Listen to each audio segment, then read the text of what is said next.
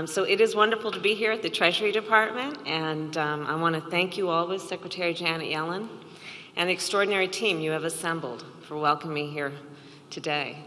In this historic moment, the work each of you do at Treasury could not be more important. You have been working around the clock on everything from regulating global financial markets to implementing the American Rescue Plan. Your work is transforming the lives of everyday Americans and strengthening our entire nation. So first of all, I want to thank you, the hardworking, talented team, staff here at the Treasury Department.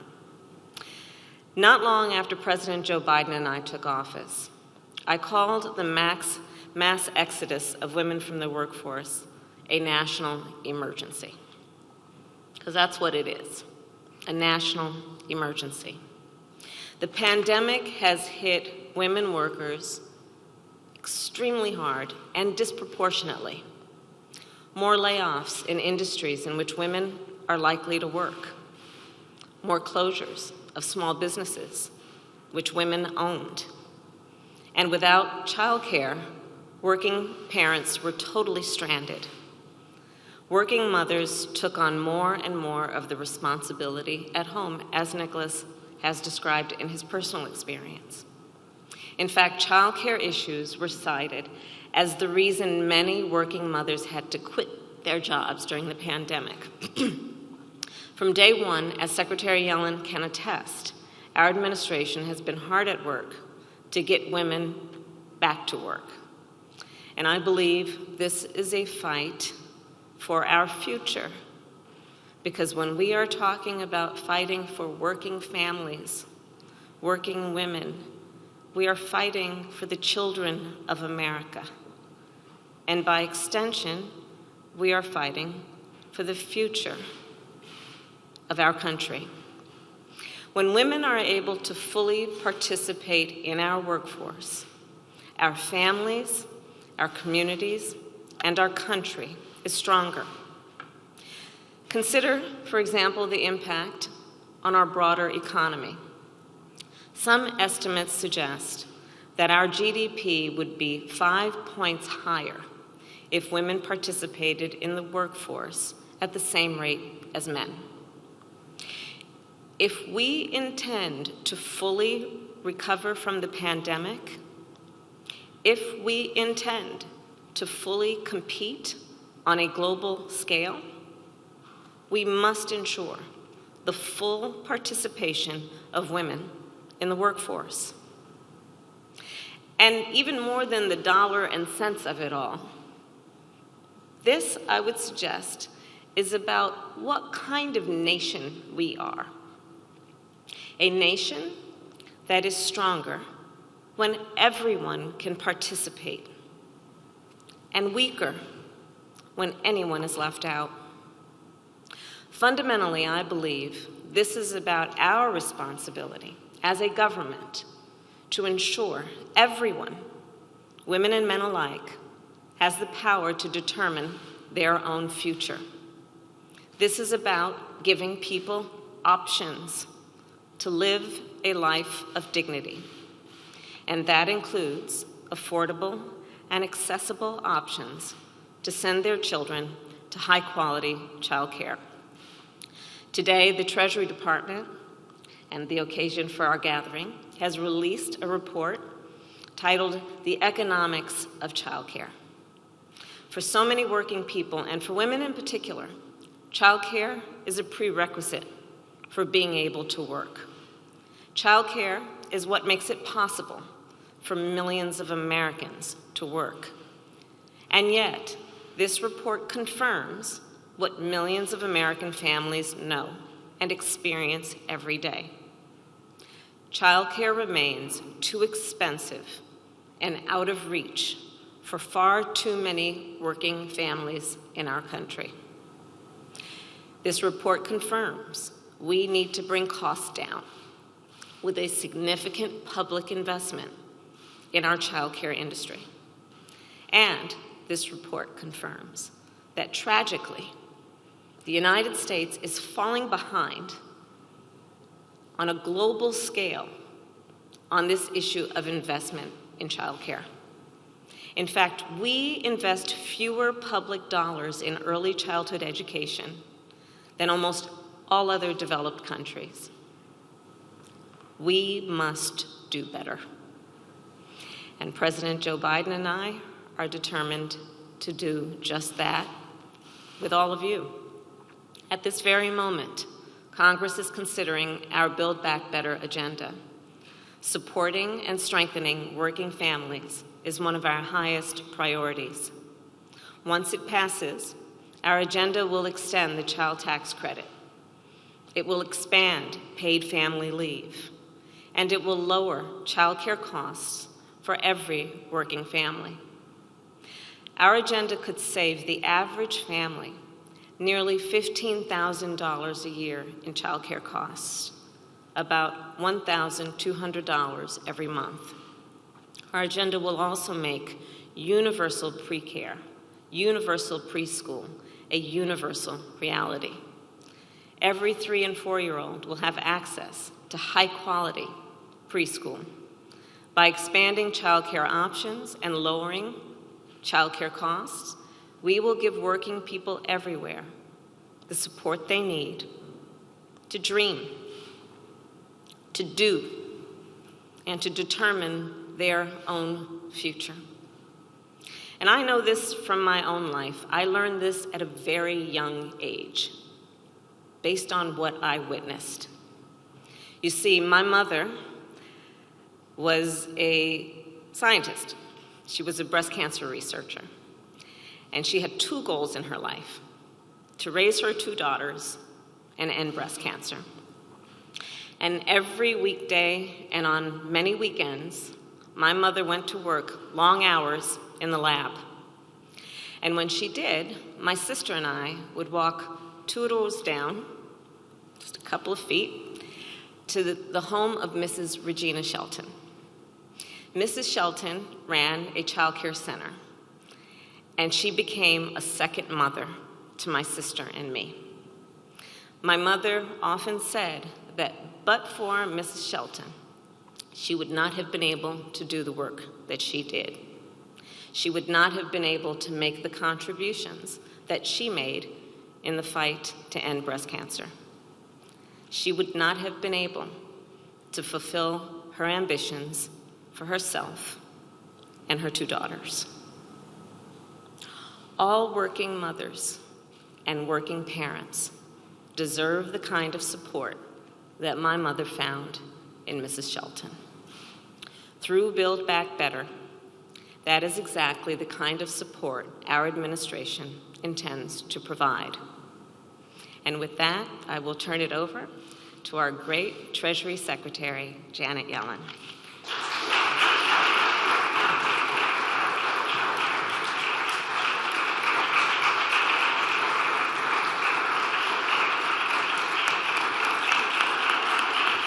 Thank you. Thank you, Madam Vice President. Thank you for coming across the street. And much more importantly, thank you for your kind words about our Treasury team and your leadership on this issue. Let me also say, Nick, thank you for sharing your story. Economic policy making is a data-driven exercise, but on issues like child care, we also need to see the humanity beneath the data, and that's what you've given us today. Well, we didn't plan this, but today is a very appropriate day for me to participate in this event, because it turns out 40 years ago, on this exact morning, September 15th, 1981, I was returning to work. My son Robert had been born over the summer, and by the time the school year rolled around, I was ready to resume teaching again at Berkeley. I needed a babysitter, and I started doing some research. What was the going rate for childcare in the Bay Area? I asked friends with kids, and I surveyed childcare providers. And when I came to an answer, I called the classified section of the Daily Californian. People still use those back then. And I purchased a help wanted advertisement offering, quote, good pay. The market rate plus a few dollars more per hour. Job starts on September 15th, I added. Well, why a few dollars more? My husband, George, was an economist too. He still is. And at the time, we were both interested in the topic of efficiency wages. Classical economics says that it's not rational to pay a worker more than the market rate, but we hypothesized it could be. The job might be an important one, for example, and a higher wage could encourage someone to do better work. That's a completely rational reason to pay someone more, especially if the job is some of the most intimate work there is, which is caring for children. Our hypothesis proved correct, at least in our own home. The advertisement led us to a babysitter who took wonderful care of Robert while George and I were at work. But we were fortunate. Our experience with childcare was definitely not the norm at the time, and it is far from the norm today. For the vast majority of Americans, the childcare industry works in precisely the opposite way it worked for us, which is to say it doesn't work at all. Those who provide childcare aren't paid well, and many who need it can't afford it. In fact, the report the Treasury is releasing today finds that most parents need childcare at the exact moment when they can least afford it, at the beginning of their career when their income is lowest. There's no financing to help them pay.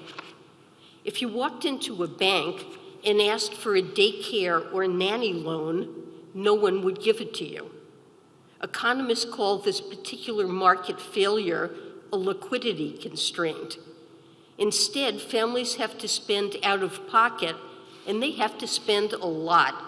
Our estimate is that to get quality childcare, the average family would have to spend 13% of their income, more than they spend on food. But even this spending isn't enough to ensure an adequate supply of childcare. The United States has a severe childcare shortage. Roughly half of Americans live in childcare deserts, areas where there's only one daycare spot for every 3 kids. The childcare centers that do exist are often in disrepair, operating on razor-thin margins with workers whose wages keep them at the edge of poverty. About 90% of childcare workers are women, and disproportionately women of color. They make, on average, $27,000 a year, which puts childcare worker in the bottom 2% of occupations. Many rely on social services to make ends meet. The free market works well in many different sectors, but childcare is not one of them. It does not work for the caregivers. It does not work for the parents. It does not work for the kids. And because it does not work for them, it does not work for the country. Childcare is a textbook example of a broken market. And one reason is that when you pay for it, the price doesn't account for all the positive things it confers on society. An enormous body of economic literature finds that kids with access to quality childcare end up in school longer and in higher paying jobs afterward. When we underinvest in childcare, we forego that.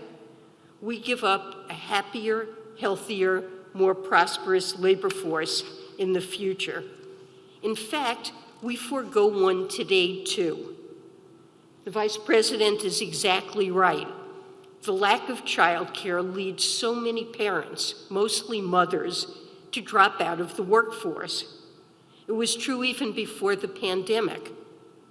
One study found that from 2018 to 2019, 2 million parents of young children had to quit a job, not take a job, or greatly change their job because of problems with childcare. Indeed, looking back, I'm not sure whether I would be here in this job today if I didn't have an excellent babysitter 40 years ago. It's past time that we treat childcare as what it is, an element whose contribution to economic growth is as essential as infrastructure or energy. And that's exactly what President Biden and Vice President Harris have done in designing their economic proposals, many of which are now moving through Congress during the reconciliation process. Enacting them is the single most important thing we can do to build a stronger economy over the next several decades. Thank you all for coming today, and if you have a moment, please do take a look at the Economics of Childcare report. I think it's a worthwhile read. Thank you all. Thank you, Madam Vice President.